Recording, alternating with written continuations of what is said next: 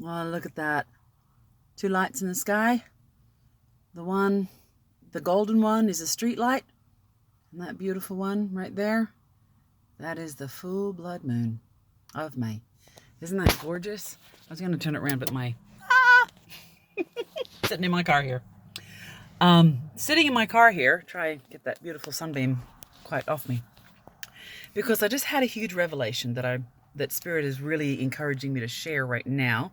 And I'm trying to do it in such a way that there are no distractions. But anyway. So, one of my favorite conversations in the Bible is the conversation Jesus has with Nicodemus, okay? Where Nicodemus, this great learned teacher, comes to Jesus and asks him all these questions. And Jesus says to him, to enter new life and to have, new peace and be a part of the new kingdom of heaven, you have to be born again. And Nicodemus, being a man who is very much attached to this physical world, is very confused because he's like, I can't get into my mother's womb and get born again. What are you talking about? And Jesus says, how is it that you are a teacher of the law, which in that day was a teacher of religion and a teacher of the secret understandings of sacredness? How is it that you are a teacher and you don't understand spiritual things? And so then he has to walk him gently and kindly through this process of understanding that the truth, sacred truth, is more a matter of the spiritual and soul realm than it is of the physical realm. Now, there are things that have to manifest in the physical realm, like Jesus' death, because in order to free the souls from the physical captivity of the death matrix that was binding humanity to the earth to continually keep recycling back into this torture and torment of this present darkness, he actually had to come into the physical world and die a physical death. That was the key to release souls, so that then souls could then be released, get their get out of jail free card, and leave the planet when they die. Because the key is, put your faith in I am, in the Christ, and in love. Because Jesus Christ was the manifestation on earth as in heaven. It was the word of creation source. So Jesus was the incarnation in the flesh, eternal love. So basically, to get free from the death matrix, you need to put your faith and your hope in the incarnation of eternal love, which means you need to then learn to heal and practice and eventually live on earth as in heaven, live eternal love on earth here. So we're living the character of eternal love: love, joy, peace, patience, kindness, goodness, faithfulness, gentleness, and the manifestation, self-discipline to remain in only those energies, okay? So, one of the things that ever since I was a child and ever since I was first exposed to the teachings of Revelation, which was very young for me. I'm sorry, I have a really itchy nose. I'm going to kiss a fool. So, mwah, mwah, mwah, mwah, mwah. I love me. I am a fool for me. Anyway, I was exposed to the exposed. It sounds terrible. I was privileged to hear and understand, learn the teachings of Revelations from a very young age, as I was a preacher's daughter in a Christian setting.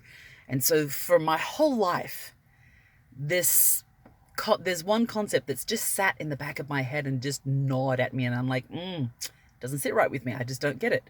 But because I have a finite mind in a human body, and I understand that eternal love is eternal and infinite, I recognize that though the Bible was translated through humanity and all that sort of stuff, I'm not going to get into apologetics on the translations of the Bible, but basically in sacred teaching, when you approach sacred written words, sacred words, no matter what religion, when you approach sacred words, you have to acknowledge that there is truth there. And if you don't understand the truth, and the truth seems wrong or seems terrible or inconsistent in any way, then it's more likely something that I'm missing. Okay? I acknowledge that sacred truth is eternal, and if I don't understand or have a problem with it, then that's something, my journey, that I need to take to understand and wrestle with and try and figure out. So here I am, turning 50 this year. Booyah! Massive light just went on. Okay? So, in Revelations, it talks about after the tribulation and when Jesus sets up his reign on earth. Stay with me. Jesus sets up his reign on earth, and it says in the Bible that he will rule with an iron rod. Okay, so my imagination. This has evoked images of a king with this iron, hard-ass fist who's like, you're wrong, you're wrong, you're wrong, you're wrong, you're wrong, you're wrong, which is exactly how a lot of people are living today. And that has never sat right with me. It's just never sat well. That image has never been right. And I'm like, it's okay. In the examples and the stories that we have of when I am the Christ, Jesus came to earth, when there was an embodiment of eternal love on earth, every story, he leads with compassion. He leads with healing. He leads with grace. The only time he is ever sharp of tongue or harsh of whip is when he's dealing with the religious people, the people who ought to know better. Every other time he leads with compassion, he leads with grace. So I could never understand why this idea of when Jesus finally comes, and restores heaven on earth and sets up this reign of eternal love on earth, he's going to be a hard ass? That never made sense to me. Okay, so I'm going to deviate a little bit from the Christian teaching. Come walk with me, okay? Come walk with me. I'm going to talk about energy because I just figured out what it means. That I am will set up the 1,000-year rule with an iron rod, okay? Because we are stepping into that in the next few years. We are currently 3/4-ish, not quite 3/4, but we're past the halfway mark of the tribulation, and we're moving through the second half of the tribulation. Fortunately, those in power have actually taken heed of the warning of the prophetic writings and are doing a lot. So a lot of the warning words, it's both happening exactly the way the Bible says and the opposite, because there's a duality happening right now. So, and that is exactly what I'm talking about. All right. So right now, if you have put your hope in fear and hatred, then that's what you have right now. So just do a double check in the mirror, in your soul mirror. And if you are feeling in your heart a lot of fear, a lot of anger, and a lot of self-righteous offense, and if you're just mad and things are wrong and people are terrible, then my love, you know what? Fuck it. I'm just going to say it. You're on the wrong path. If you want to go to hell, you're on the right path. But if you want to start living heaven on earth, that's not how you do this. And that's the point, okay? Jesus, I am, the Christ consciousness, will reign on earth for 1,000 years. Okay. How can you be a Christian and have lessons about the spiritual nature of the things and understand what this present darkness is and understand and not get the concept that I am returning to earth, Jesus, the incarnation of eternal love, returning to earth means a spiritual Christ consciousness within each one of us Not talking about a human being coming back. Not talking about a human being crawling back up into their mother's womb, being born again. No, that's not what being born again is. Christ's return to earth is not about another body coming to earth. It's about Christ consciousness. I am coming into everybody. Salvation, sanctification, living that out, okay? So we've been caught in this death matrix, and I've gone for 10 minutes. Bear with me. I love you. It's coming. This revelation is amazing, okay? So the death matrix is dying. That's what the tribulation is. Crashing down all around us. Fear, hate, greed, misery, oppression, cruelty, harshness, severity, all that stuff. If that has been the part of your life, that is the part of life that is falling apart right now, which is why it's so important that you cling and you hold to love, joy, peace. Okay? Now you can. So here's the thing. When it says the Christ consciousness will reign on earth for 1,000 years with a rod of iron, what it means is karma. Okay? You can agree with me, you can disagree with me, it doesn't matter. I'm not that important. Okay, so don't get mad at me and start yelling horrible comments and being miserable, because I will just delete your comments. I will.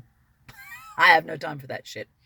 If you want to have a serious discussion with me, and I have a relationship with you already, I might be open to that. If I don't have a relationship with you, or if the relationship I have with you is one where you just keep, attacking what I'm saying, I don't have time for that shit either.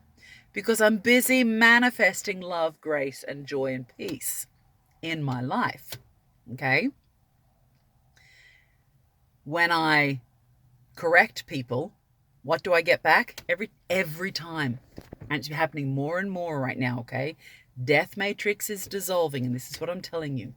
As the death matrix dissolves, and I'll get back to the other comment I had in a moment. As the death matrix dissolves, we are no longer held captive.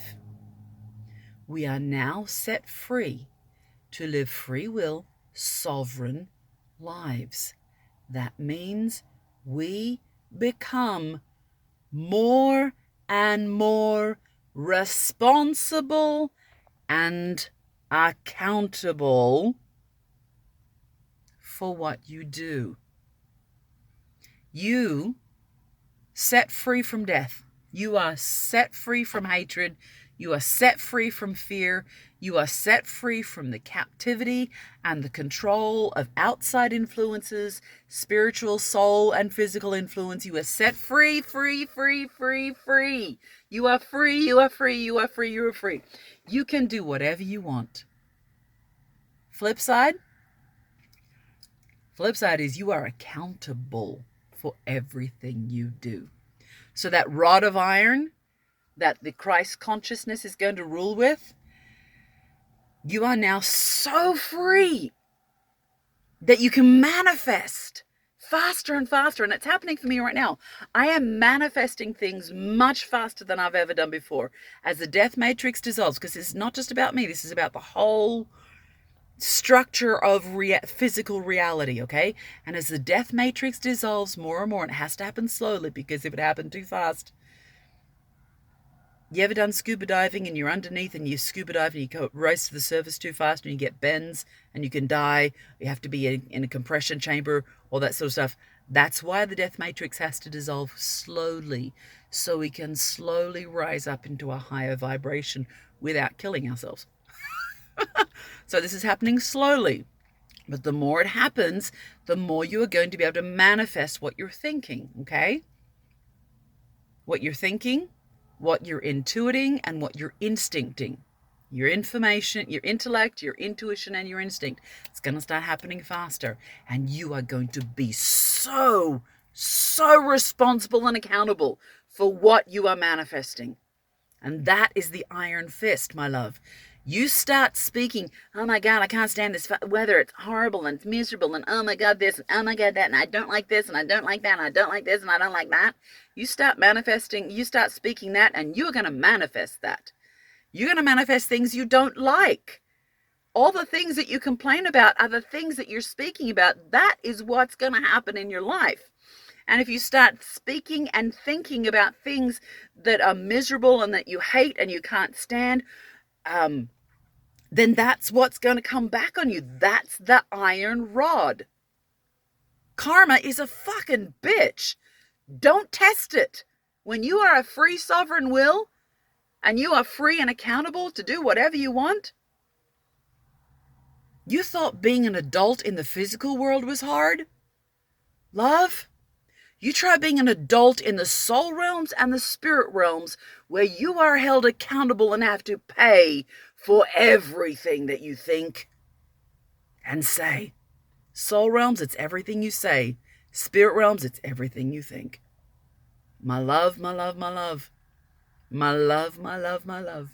Love, joy, peace. Oh, beloved, you better start sharing that.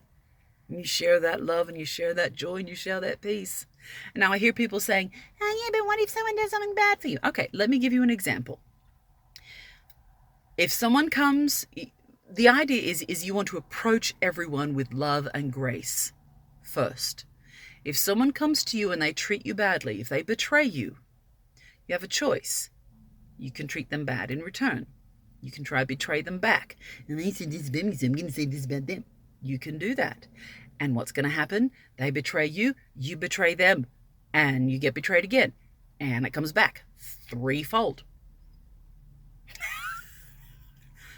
Or someone comes and betrays you, you can respond with love and justice and boom, cut that out of your life right now. Fuck no. You betrayed me? Fuck off. I'm done. I'm out. And you justly respond. You respond with love. You respond with grace. You respond with justice. And guess what you're going to get back in your life? Love, grace, and justice. So you also better make sure that you are being just.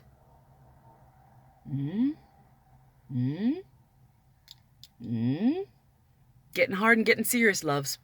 And I'm almost up to 20 minutes.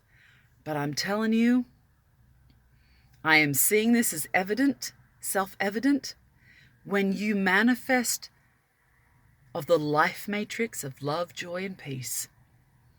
That comes back to you in an abundance times 10, times 50, times 100. You manifest misery, hatred, fear, that's going to come back to you threefold. I don't know about you, but I'm all about that abundant life that Jesus taught about. Okay? I am Christ consciousness. I am so close and so intimate and becoming to know eternal love so deeply that I become eternal love. And I live eternal love on earth as in heaven. And I've just had the most heavenly week. That doesn't mean nothing bad happens, but it means I respond to the challenges with grace. Grace for me, kindness for me, and guess what I get back? Grace and kindness back. Both from other people and from love. Trust me, beloveds, these words may not sound like the religion that you were taught, but look deeper beyond the words, beyond the physical. Look beyond the physical. You can't climb back up into your mother's womb and get born again. No, it's a spiritual matter. You are born again of spirit. You have the I am eternal love incarnate, born within you. You live that life and you live that I am eternal love wherever you are in the exact same way as you would if you were in heaven, which is the core source of eternal love. I love you. Eternal love loves you. Now go, be love, love yourself, and watch out for karma. Give her a hug and a kiss. Mwah. She might give you a hug and a kiss back. Mwah. Bye-bye.